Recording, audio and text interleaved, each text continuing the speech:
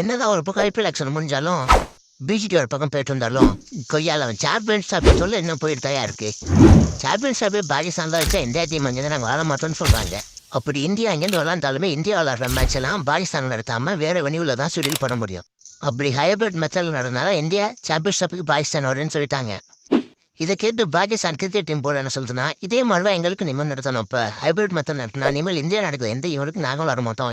எங்களுக்கு அதே மாதிரி இந்தியாவில் எந்த மேட்ச் நடந்தாலுமே எங்களுக்கு ஷெடியூல் போடும்போது இந்தியாவை விட்டு வேறு தான் போன அப்படின்னு பாகிஸ்தான் டீம் சொல்கிறாங்க.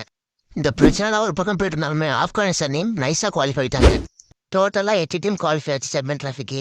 வெஸ்ட் இண்டீஸும் குவாலிஃபை ஆகலை, நம்ம ஸ்ரீலங்காவும் சாம்பியன்ஸ் ட்ராஃபிக்கு குவாலிஃபை ஆகலை.